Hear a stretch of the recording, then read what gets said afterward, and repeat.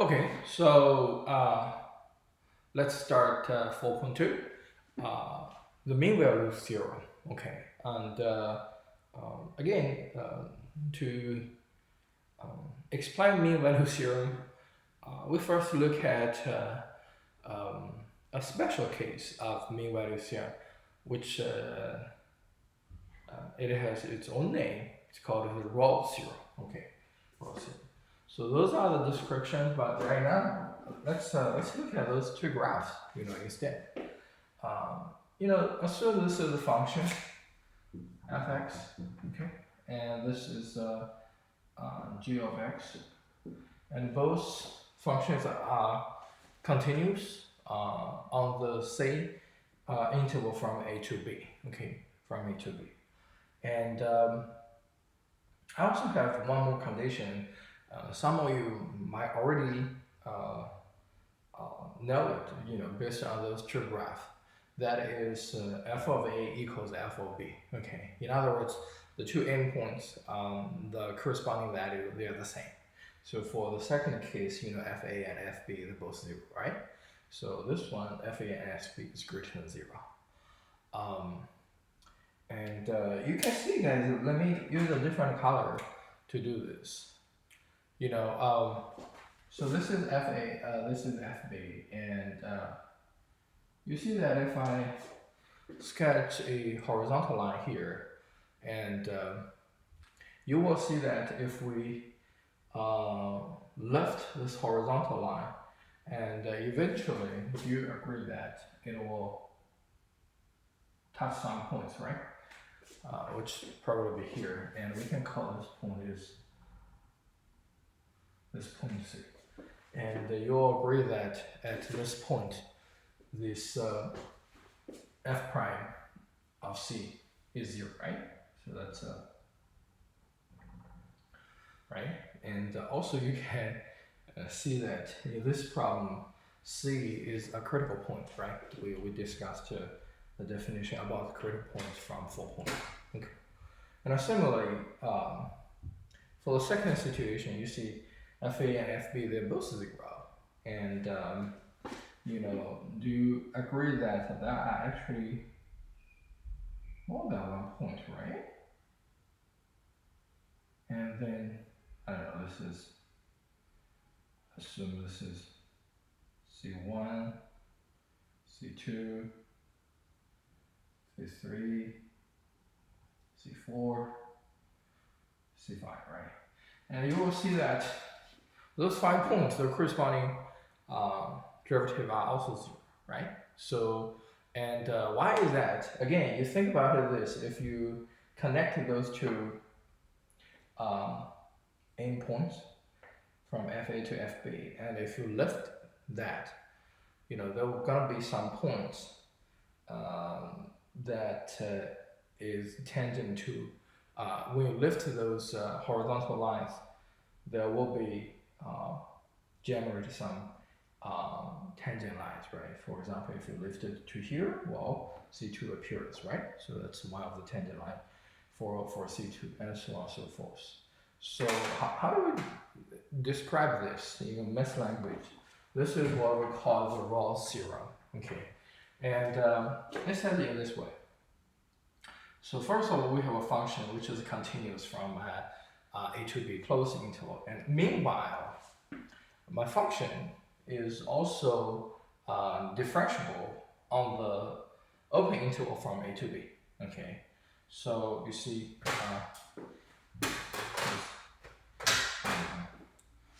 this is the first condition, continuous. This is second condition, differentiable. This is third condition, fa equals fb. Not necessary to be 0.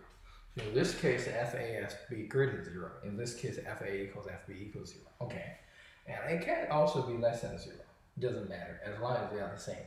Then there exists at least one point C in the open interval from a to b, such that f prime of c equals 0, right? As we can see that c is here. And in the second case, we have actually 5, right? C's that can make the derivative equal 0. So this is Rawls theorem. From the graph, actually you can see that when you lift this, at least there will be 1 point, right? That the is tangent to the tangent line actually is a horizontal line. So now let's look at one problem that the Rolle's theorem actually can help us to solve. You know, the problem it says like this: we have an equation x cubed plus 3x plus 1 equals 0, and it asks us to show that the equation has exactly one real solution. Okay, we're not talking about any imaginary solution, but instead real solutions. Now, you see, if we, I don't know, so let's try to think about it in this way, guys.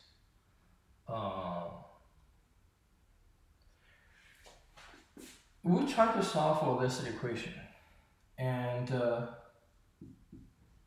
also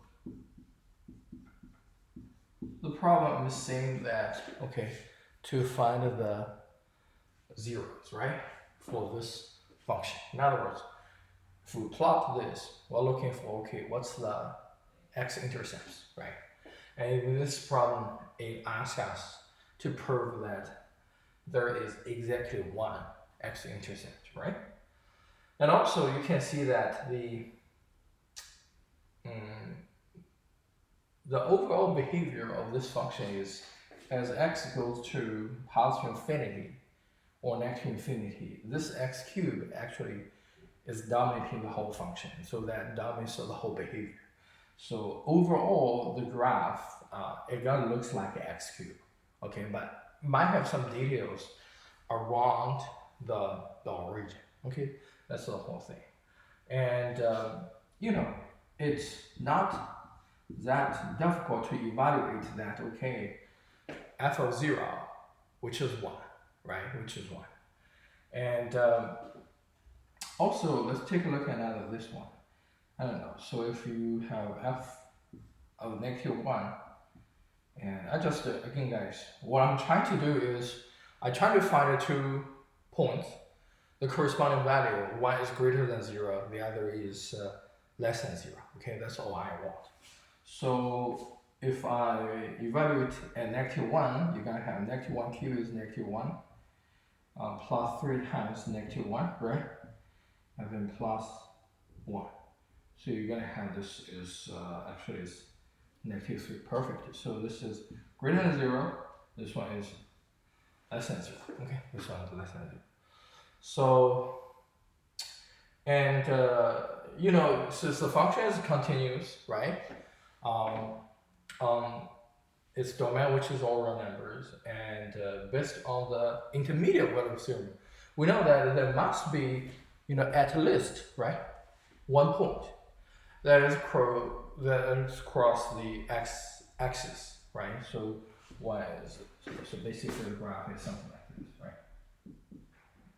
So this is 1, this is someplace like -3, this is -1, this is 0. So the graphic can be something like this, right? Y is greater than 0, y is negative, less than 0. So we connect them, right?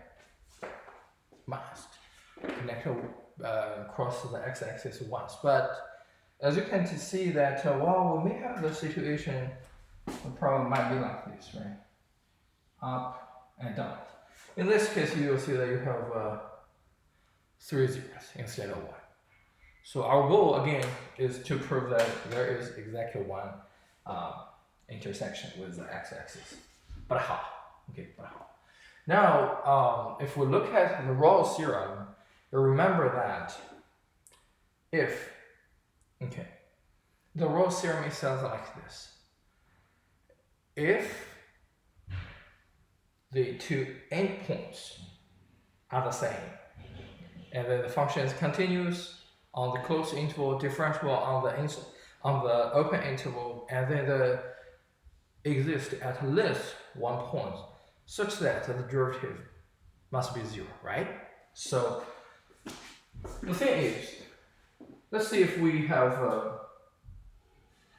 I don't know, so if we use a different color, like,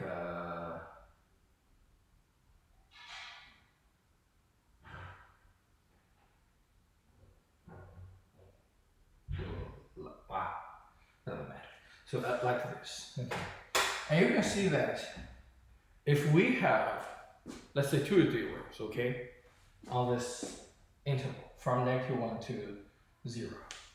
And do you agree that based on the Rawls theorem, there gonna be at least one point the derivative is 0, right? But let's take a look at this. So the derivative of this function, which is 3x squared plus 3, right? 3x squared plus 3. And on the interval here, from -1 to 0, if there is more than 1 zeros, and then you're gonna, like this situation, if there are at least 2 crossing on the interval from -1 to 0, based on the Rawls theorem, there are gonna be some points lies in from -1 to 0 such that the derivative is 0, right? But look at what we have. F prime is 3x squared plus 3. And on the interval from -1 to 0, there is no way you can find a point which is 0. In fact, guys, the derivative 3x squared plus 3 is always greater or equal than 3 across all the interval. Okay, that means you will never have a point that are gonna make the derivative equal 0. Thus, our assumption actually is wrong. Well, if we assume there's more than 1, then based on Rawls theorem, and then we must have at least 1 point the derivative is 0. But the contradiction is the derivative is always strictly greater than 0, well, which is greater or equal than 3. So that means we only have 1. Okay, because based on the intermediate value theorem, it at least have 1. But we don't know how many. And then we make an assumption, get the contradiction to see that, okay, we only have 1. So that's one of the applications about the Rawls theorem. Okay, so I'll stop here and then I'll continue. Thank you.